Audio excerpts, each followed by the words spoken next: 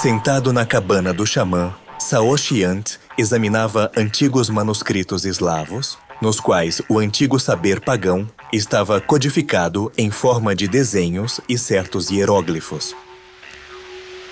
Em um dos desenhos envelhecidos, via-se um cisne pousado sobre a água. Abaixo dele havia um ovo dourado. Dentro do ovo, Saoshyant viu a imagem de uma montanha, cercada por uma serpente em sua base. Ao redor da montanha havia 3 sóis, e abaixo dela, a lua. Debaixo da lua, no fundo do ovo, havia figuras sinistras de algumas pessoas, cercadas pela escuridão.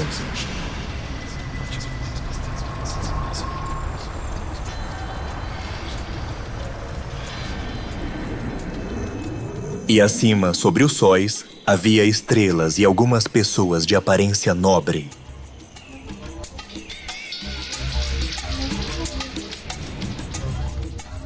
O que tudo isso significa? Este é o manuscrito principal. Aqui está desenhado como surgiu o nosso mundo. No início, existia o oceano primordial do não-ser, que é Di, nosso bisavô, o antepassado, o Deus Supremo. Um dia, mais uma vez, Dis decidiu criar outro universo. Então, ele se transformou em um cisne e pôs um ovo de ouro, que se tornou sua criação, Svarog, o Deus do nosso universo manifestado. Svarog dividiu o ovo em cima e embaixo. A parte pontuda tornou-se o céu, a parte arredondada, o submundo, e da clara, no meio, ele fez a terra.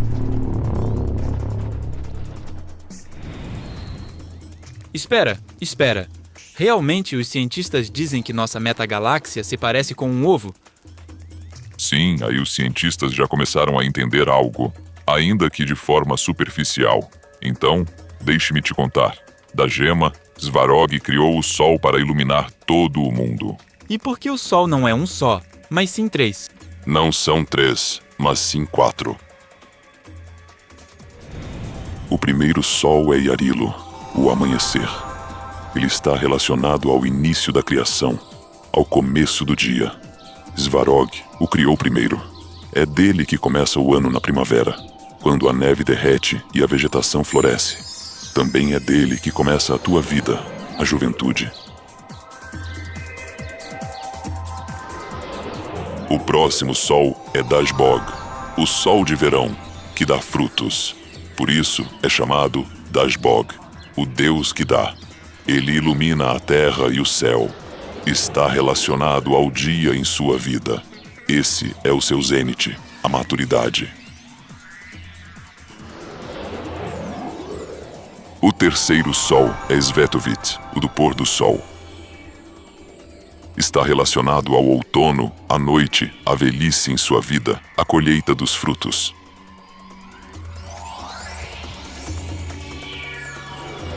E o quarto sol é Coros, o sol noturno de inverno que ilumina o mundo dos mortos. Esse é o mundo que fica debaixo da terra, no fundo do ovo, o mundo onde vivem nossos antepassados. À noite, esse sol aparece na forma da lua para iluminar a terra com sua luz pálida. Por isso, a noite é o tempo das forças sombrias do submundo. Pois quando aqui é noite, lá começa o dia.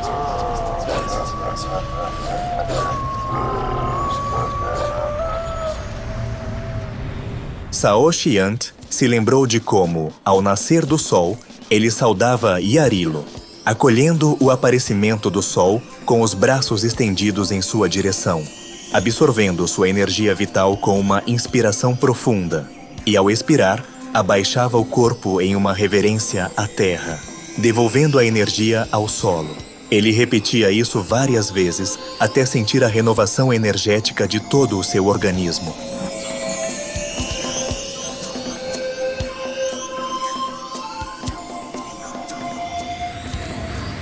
Pois bem, Svarog criou dentro de seu ovo Svarog a terra.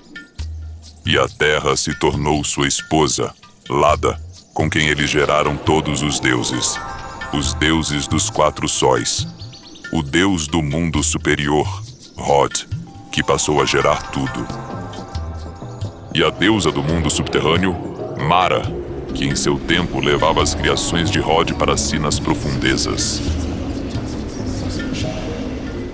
Criou no céu Belobog, o deus dos bons pensamentos e dos bons começos, e debaixo da terra Chernobog, o deus do mal e do ódio. Assim o criou porque tudo no mundo tem 2 lados, e é impossível que haja o bem sem o mal, que exista vida sem morte, que o sol brilhe o tempo todo, ou que a chuva caia sem parar. Tudo tem 2 lados.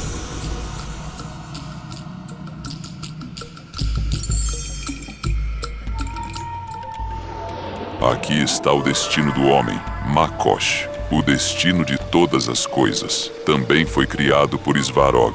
Makosh tece o fio do destino, medindo a duração da vida de tudo. E ela é ajudada por suas irmãs. Dolia, que traz o bem.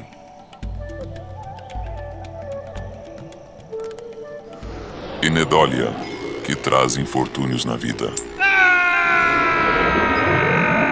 No final da vida, o ser encontra o Deus Sud, marido dessas 3 irmãs. E ele decide para onde esse ser irá após a morte. Para o reino subterrâneo de Mara ou para o reino celestial de Hod. Isso depende do que ele se associou na vida. Com a Právida, filha do Sud e da Dolia. Ou com a Crívida, filha do Sud e da Nedolia. Se a pessoa for verdadeira consigo mesma, ela conquista a felicidade na vida, Dolia, e após a morte vai para o paraíso, Iri, para o céu de Belobog. E se mentiu, enganou a si mesmo, fez amizade com Crívida, ele se torna infeliz, desamparado na terra, e após a morte vai para o inferno. Sim, é ótimo. Bem, então, Svarog criou o deus do trovão Perun, que protege a terra e o reino celestial contra a invasão ilegal de Mara, suas Kikimoras e outros habitantes do mundo inferior. E entre a terra e o mundo inferior, ele colocou Velis, uma criatura semelhante a uma serpente, para guardar a entrada para o submundo e acompanhar os mortos até lá. Ele também comanda todos os Leshes, Domovoi e outros espíritos que habitam a terra. Por isso, ele pode conceder às pessoas riqueza, bens, aumento do gado e colheitas abundantes. Frequentemente, esses 2 guardiões, Perun e Velis, entram em guerra, especialmente quando Velis concede demais de seu poder aos espíritos da terra, e eles quebram a harmonia deste mundo. Mas o mais importante que eu te direi é que todos esses deuses e o próprio ovo, em miniatura, estão dentro de você, no seu ovo dourado, que você mesmo é o bisneto de Di. Você é um pequeno cisne, Di, vivendo no seu ovo. E sua tarefa é quebrar sua casca e sair para as vastas águas do oceano cósmico do ser, superando essa eterna necessidade de viver neste mundo, onde sempre há uma segunda face negativa de todas as coisas. Juventude e velhice, saúde e doença, sorte e azar. E mesmo que você chegue ao paraíso celestial Iri, onde o bem é maior que o mal, será apenas temporariamente. Mas os cristãos dizem, o paraíso e o inferno são eternos. Não, somente o não ser é eterno, e qualquer ser é temporário, tanto o inferno quanto o paraíso. O paraíso é simplesmente o tempo, o inferno é a temporalidade. Como assim? É assim, quando você está feliz, o tempo passa sem perceber, mas quando sofre, ele parece se arrastar, como se não fosse tempo, mas há temporalidade. E também, Quando você tem sorte, está em sintonia com o tempo, você chega na parada ônibus, e o ônibus também chega no mesmo instante. Você chega ao balcão e imediatamente começam a vender o produto escasso. E quando a nedólia cai sobre você, tudo é o oposto. Você entra no atemporal, não acompanha o tempo. O ônibus sai debaixo do seu nariz. Fica na fila enorme e bem na sua frente, o último item se esgota.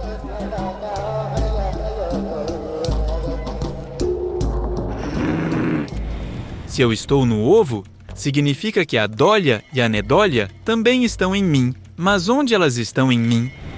Dólia, assim como a Právida, está à direita, no lado sul, pois o teu rosto no ovo está voltado para o leste, e Nedolia e Crívida estão à esquerda. Por isso, as manchas de nascença à esquerda são infelizes para você. Sim, é interessante. E como devo romper essa casca de ovo? E o ovo é composto por 3 camadas.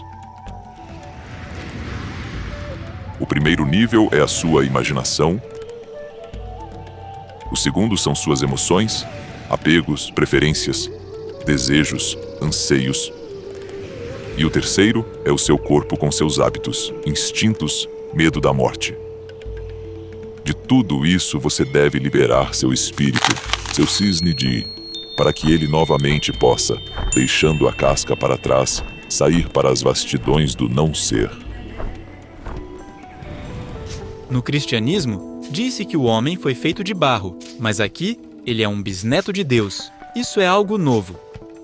Sim, é assim que é. Di gerou Svarog. Svarog gerou Dashbog, o sol e Jiva, a vida na terra. Dele nasceu o primeiro homem, Ori, para quem Dashbog é pai, Svarog é avô, e Di é bisavô. Portanto, não somos poeira, mas descendentes dos deuses, com os deuses em nossa linhagem. E ao mesmo tempo, em miniatura, cada ser humano é todo o universo, o ovo de Svarog. E ao mesmo tempo, toda essa politeísmo nada mais é do que a manifestação do único e verdadeiro Deus Di, em diferentes faces. Ele é único na diversidade, e cada outro Deus é apenas um de seus aspectos, uma de suas funções dentro do ser manifestado. Assim você é Di, o cisne, o espírito puro, o não ser. O que é o espírito, o não ser? É a sua consciência, o observador. Ele olha, mas não pode ser visto. Ele pode ver tudo, mas não pode ver a si mesmo. Não pode determinar quem ele é ou o que é, pois ele é o não ser. Ele é incompreensível e inatingível, mas conhece tudo. Você é esse observador do não ser. Você é DIY, que vê a plenitude a partir do vazio. Mas o seu dia, o cisne ainda está no estado embrionário, no ovo de Svarog, no seu mundo interior, onde também há a terra, o seu corpo, o inferno, o seu subconsciente, onde atuam Mara e Chernobog, onde está guardada a sua memória genética, a memória dos seus ancestrais. Dentro de você também há o superconsciente, que eu chamaria neste caso de mente suprema, o mundo celestial, o mundo de Hod e Belobog. Dentro de você há vontade, Perum, e há desejo, Velis. Dentro de você está também Stribog, o pai dos ventos, seus pensamentos e associações instáveis e mutáveis, que seguem em 4 direções principais, correspondentes aos 4 sóis. O próprio sol é a mente, diferente em diferentes idades. A do bebê, do homem, do velho, do morto. Dentro de você estão também todos os outros deuses. que você deve encontrar, descobrir em si mesmo com a ajuda de Semarg, o Deus do fogo, o Deus intermediário entre os homens e os deuses. Os deuses do sacrifício e da sua determinação são o verdadeiro mundo interior seu, sua Svarog. Mas, dentro de você também existe outra camada do ovo, o mundo ilusório das representações mundanas de si mesmo, como se você fosse Saosh Yant. Você é filho de seu pai, irmão, genro e assim por diante. Tudo isso não é você. É uma história sobre você, como o comunismo, o fascismo, o cristianismo e outras ideologias. O mito e o que você diz. Eu sou o construtor do comunismo. Eu sou membro do partido. Eu sou o chefe da família. Meu objetivo é construir um futuro brilhante e assim por diante. Todos esses pensamentos sobre si mesmo e sobre a sociedade devem ser superados. Esta é sua primeira casca.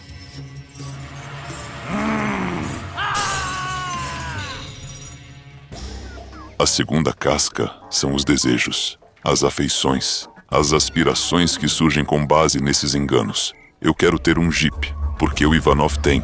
Eu quero ter uma casa de campo, pois é prestigiado. Estou ligado aos meus pais, filhos, parceiros, porque os considero meus. Eu busco ajudar na Revolução Mundial para estabelecer a paz e a justiça, e assim por diante. Mas isso já não são apenas pensamentos, como na primeira casca, mas emoções, desejos, anseios direcionados a objetos específicos do mundo com os quais você se associou. Superar essas conexões emocionais é ainda mais difícil do que os pensamentos da sua mente. Porém, ao se desvincular delas, você quebrará a segunda casca. E então, no caminho para o não ser de Di, restará apenas o seu corpo, a última casca, que só pode ser superada totalmente no momento da morte. Mas, enquanto você estiver vivo, precisa superar a conexão excessiva com ele, como o medo da morte, a preguiça, a fome, o desconforto. Desvinculando-se disso, você quebrará a última casca e sairá para a liberdade já como um cisne amadurecido, pois o seu cisne só pode crescer na luta contra essas cascas. Superando-as, ele deixa de ser um embrião e se torna um pássaro.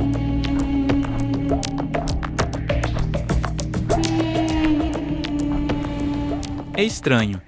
Em todas as religiões, fala-se sobre superar a carne ou conquistar paixões e desejos. No entanto, você ensina principalmente sobre superar a imaginação. Por quê? A questão é que se você começar superando o corpo em primeiro lugar, mesmo que vença essa batalha, continuará sob o domínio de Krivda, a casca da imaginação, e isso não nos trará nenhum benefício. A primeira coisa que é necessária é a libertação de Krivda. É por causa dela que se forma a segunda casca de Makosh. O destino, nossas ligações, desejos e paixões. Se não houvesse mentiras, imaginação doentia e desejos, o ser humano não teria mais desejos do que os animais. Comer, beber, dormir. Tudo seria razoável e moderado, apenas para sobreviver e nada mais.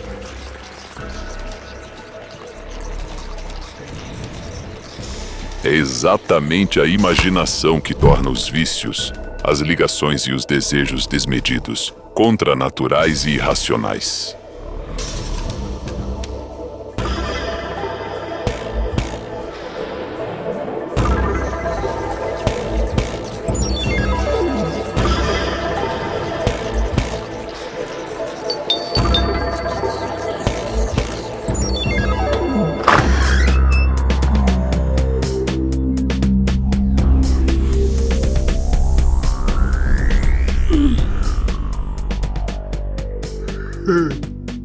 Se a mentira for vencida, novos desejos e apegos não surgirão.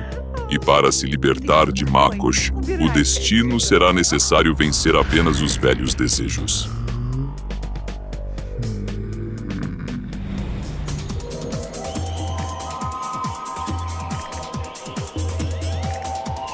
Aqui se reuniram almas luminosas em busca do verdadeiro conhecimento. A última camada corporal de Jiva é ainda mais simples e natural. Sem os apegos falsos e os maus hábitos, ela será quase santa, e superá-la não exigirá grandes esforços. Além disso, naturalmente a deixaremos no momento da morte.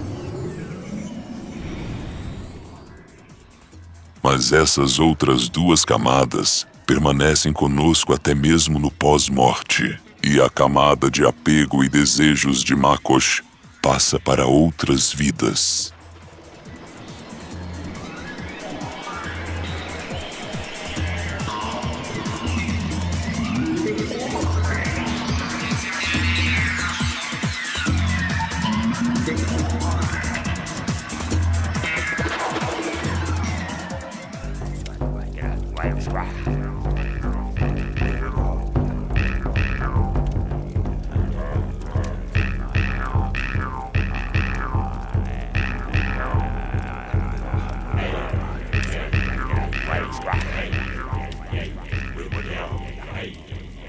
Em nossos tempos extremos, quando o destino de todo o planeta está em jogo, é muito importante que o conhecimento dos anjos e dos espíritos de luz se espalhe o mais rápido possível pelo mundo e chegue a milhares de pessoas. Dessa forma, podemos mudar o mundo de toda a humanidade. Por isso, recorremos a você, amada alma de luz. Espalhe o conhecimento de nossos sábios livros e filmes. Compartilhe os links de vídeos ou desenhos animados, todos disponíveis e gratuitos. Convide mulheres para práticas individuais, webinários e seminários. E o grande Espírito de Luz ajudará você e sua família. Ele direcionará uma enorme quantidade de energia para realizar todos os seus desejos. Os espíritos de luz e os anjos ajudarão você e seus entes queridos em todas as questões. Um raio de luz e amor de seu coração